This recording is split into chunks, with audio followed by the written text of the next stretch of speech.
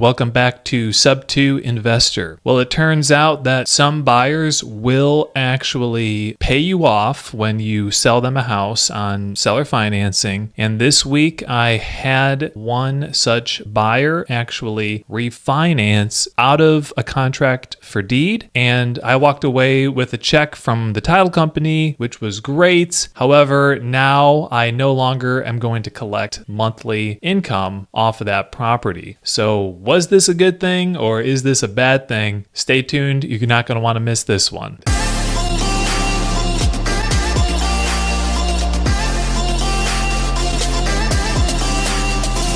This is part of my real Sub 2 deal breakdown playlist where I'm walking through in detail actual deals that I've closed and that I hold in my portfolio. Now, this particular deal I talked about in a previous video. This was a duplex that we purchased and we sold it not to an owner-occupied buyer, but to a real estate investor. Now, the reason we did that, if you recall from the previous episode, is that we didn't want to do a lot of work to the property. It was a duplex. In order to rent out both sides, we'd have to put some significant cash into the property to raise the rents, and then we'd have to actually operate it as a rental, which means being landlords, which means receiving calls about toilets, tenants, and trash at all hours of the day and nights and or weekends. Not something that I'm personally into in terms of a sustainable and scalable way to create passive income in real estate. As you know, I prefer to be more like the bank and less like a landlord and collect what's, to me, more truly passive monthly income. Now, there is a sacrifice when you choose to do this business model, and that sacrifice, namely, is sacrificing any long-term appreciation on the real estate asset. Now, this was a good area, generally speaking, what I'd call maybe an A- area. However, the broader area in which this duplex was located is just a good area to buy real estate in general. High appreciation over time, lots of expansion and growth. There's a bit of sadness in selling properties like this on seller financing because you can see that maybe in 10 or 20 years, had I held on to that asset, well, then maybe it will have doubled or tripled in value. We don't really know, but it's possible. However, there's a huge cost for doing that, and that's being a landlord, which is just not fun and very time consuming. And even if you hire property management, I'm telling you, 90% of property management is borderline scam territory, in my personal opinion. So the only way to really do that is to self-manage in terms of long-term rentals, and it's not something I'm interested in doing anymore. So what happened with this deal? I walked away from the title company with a check for around $12,000, somewhere around there. And if you recall, we sold the duplex on a contract for deed. Now, we purchased it not actually subject to, we bought it with seller financing from a private landlord who was a motivated seller, and I highly suggest targeting this profile of seller to score really good seller financing deals. These are tired landlords who own just a few properties. They don't own 20, 30, 40, 50 properties. If you're at that level, then you've figured out how to scale a business, and more than likely you're wanting to hold on to those properties and you're pretty savvy. You're not going to probably be very motivated, although there are exceptions, to sell under a distressed situation. Now, I don't fully know the background of the seller from whom we purchased this property. My understanding was that he maybe owned 10 properties or something. I could be off on that, but doesn't matter. He was motivated to sell, and I think it was due to some personal relationship something with one of the tenants, and I totally could be off once again, but he didn't want to deal with property or anybody residing in the property. So that's where we came in and were able to offer him only $5,000 to get this property. We paid him a 5% interest rate, which was pretty decent. So he collected a check from us every single month. But what we did with the property, and here I'm summarizing this other video, you could go back and watch it. We sold it on a contract for deed to an investor who brought a $29,000 down payment. Our front end profit on this deal was pretty solid. In fact, we strategically sold it on a contract for deed to an investor because we knew we could get a big down payment from an investor much more easily and quickly than had we tried to stick around and find an owner occupant buyer wanting to house hack the duplex. That is, live in one unit and then rent out the other unit. Certainly that might have been a better way to go if we could have afforded to wait around that long for that buyer, because that kind of buyer is less likely to refinance you out of your seller finance loan, just like we got refinanced out this week. But the reason we did that, this was a couple years ago at least, was we needed cash. We were trying to scale these sub 2 deals by 1 or 2 a month, and we didn't have a deep roster list of private lenders from which to borrow private money. So we were actually self-funding most of these deals, or at least some of them, which meant we had to sink our capital into purchasing the sub 2 deals, and then it sat there, our bank account negative or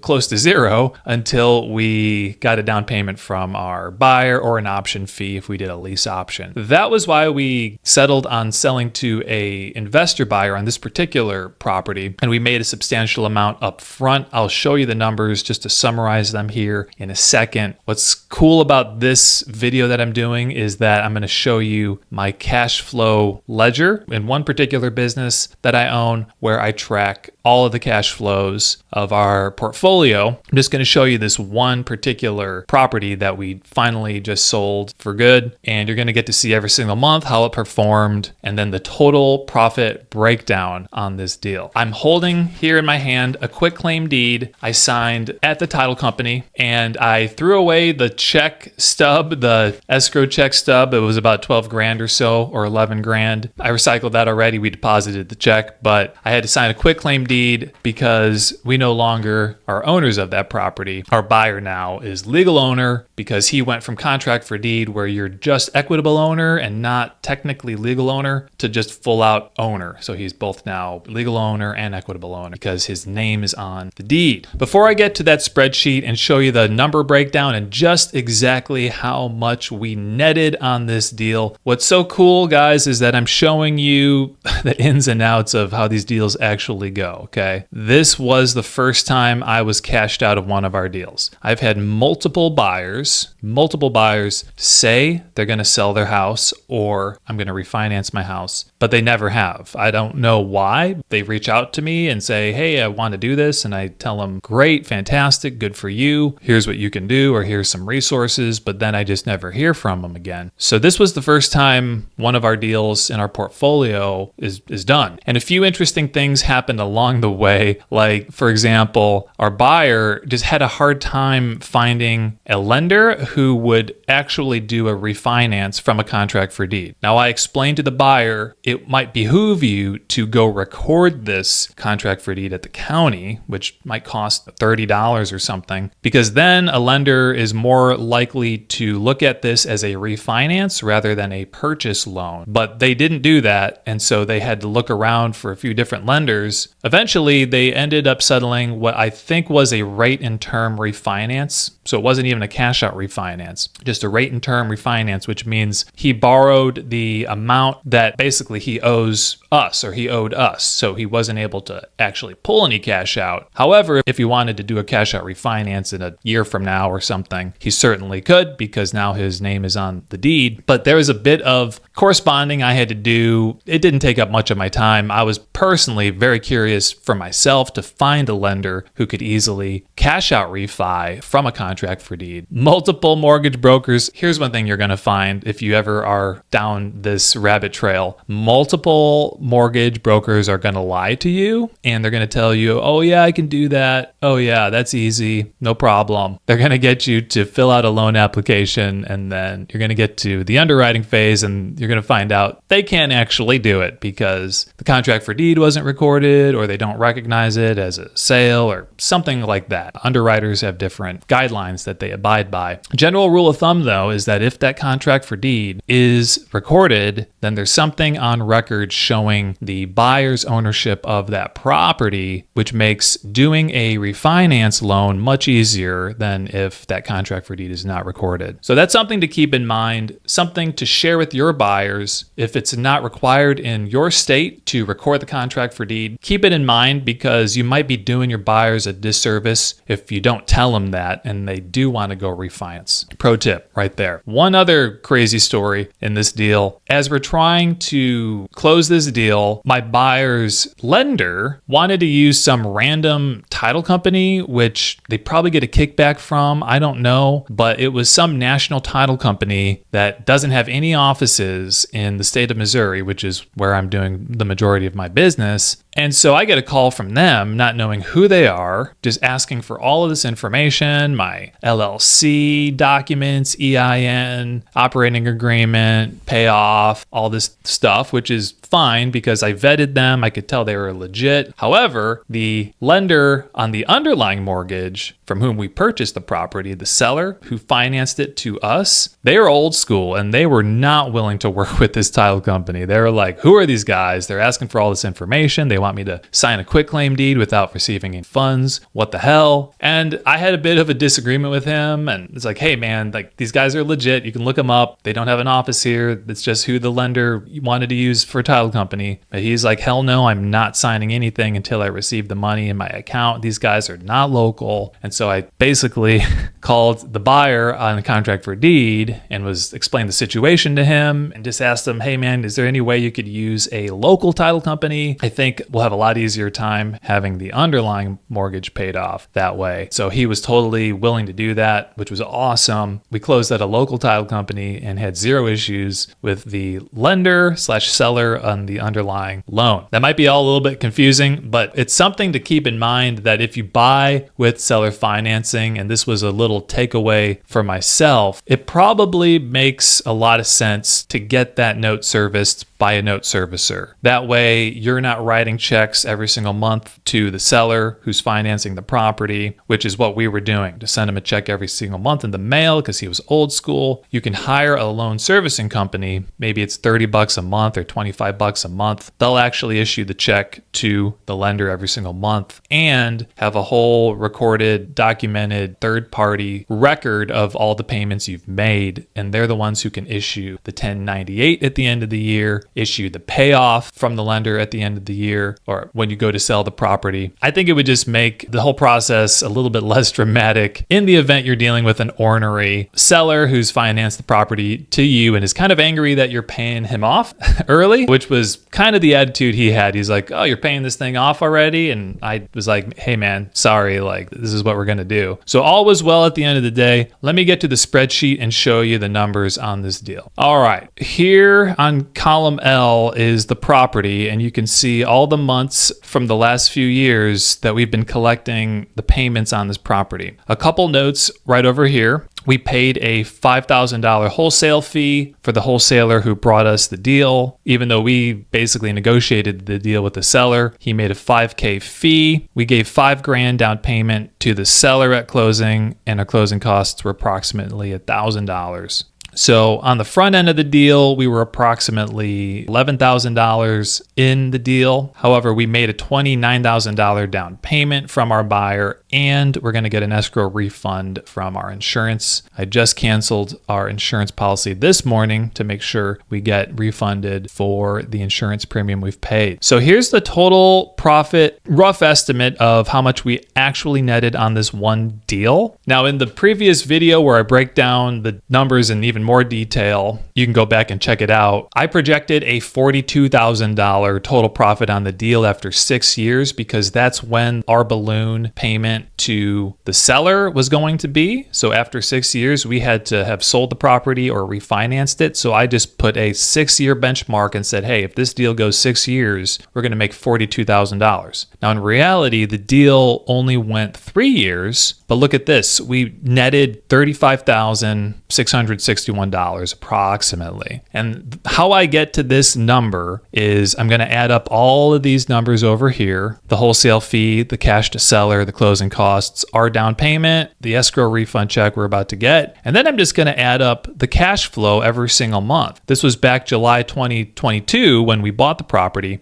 and you can see up here that we pay the mortgage and we paid some escrow because our payment to the seller didn't include escrow. We put this in a separate account. So we had holding costs of $722 for July of 2022. For August 2022, we had negative $722 cash flow. So we had holding costs. And all of these numbers are getting factored into this formula of the $35,000. Now in September of 2022, that's when we actually placed a buyer in the property. And as I said in that previous video on this deal, our cash flow was pretty modest, only about $212 a month because our buyer payment to us was $934 and our payment to our seller was $722. You can see that as time goes on, here's September, October, November, December, our buyer paid perfectly, was never late. We're cash flowing very minimally, but still cash flowing on the deal. Here's 2023, and then we're going to get up to 2024. You can see every single month, just solid cash flow, guys. It's amazing. Selling on seller financing, getting a big down payment, finding a great buyer, you actually make money every single month. You make income. This is what I'm talking about, solid passive income. And this is a very, very small amount. The 211 is a very small amount. This is like one of the smallest cash flow deals we had. But like I said earlier in the video, the reason that we gave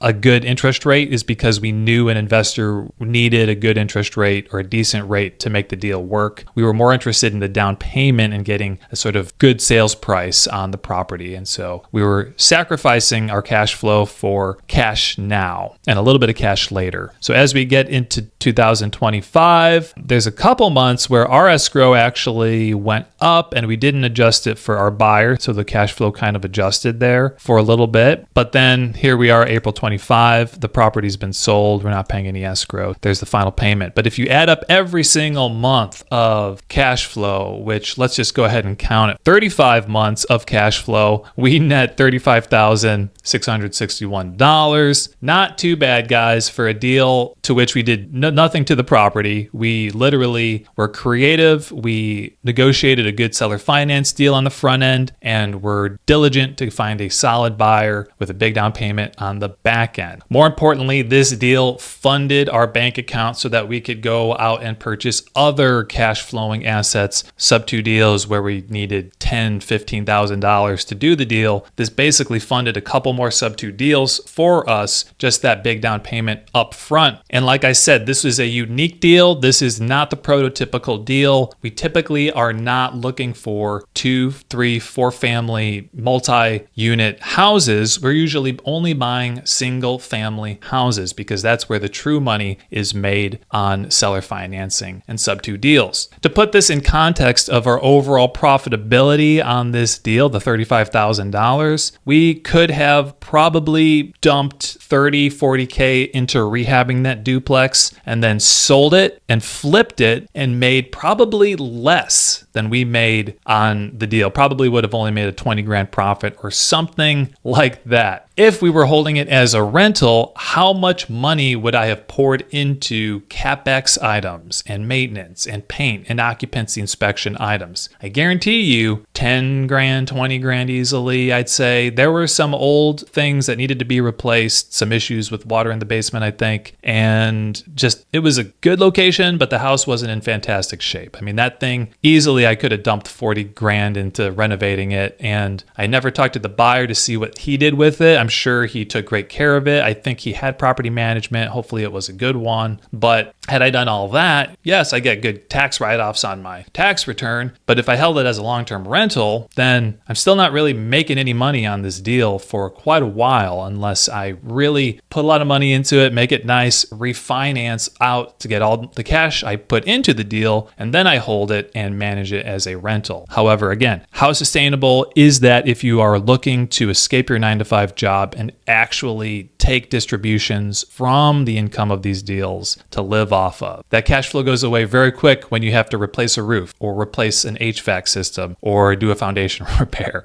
Basically, that can wipe out a year or 2 years of cash flow. And so then you're back to, again, in my opinion, the one benefit of holding long-term rentals. Seller financing beats long-term rentals in every other category besides one, and that is long-term appreciation. To me, that's the only reason to hold rentals for the long term is the long-term appreciation of it. Let me know in the comments below if you agree or disagree, if you found this video interesting and enlightening, maybe motivating. Why would you wholesale this deal, guys? Who won the most in this deal? I think everybody won, right? The seller won because they got out of their situation. They made a little money. Nice thumbs up there. They were able to cash flow a little bit from their free and clear property they owned. The wholesaler gets a nice wholesale fee. The tile company gets a little bit. We get some. Our buyer gets some. The tenants of our buyer get to live in a nice place. Who wins the most? I'm not sure, but I'm pretty sure that the wholesaler doesn't win the most. All right, just making $5K. He could have made $35K without that much more work, guys. What we did, all of our work was up front on this deal. Then it was set it and forget it. Literally set it and forget it. Very rarely I thought about this property after we sold it on contract for deed and finished the transaction. Don't wholesale these deals, keep them and make more money with them, I guess is the moral of the story. Or if it's in St. Louis, reach out to me, JV with me on a deal, sell the deal to me. I'd be happy to pay you a wholesale fee for it. But seriously, wholesaling is a great way to get started and to put cash into your savings account so that you can then go out and do a deal like this and make a lot more money in the long term. Please like, subscribe, leave a comment below. Let me know what you thought. Until next time, stay creative. Peace.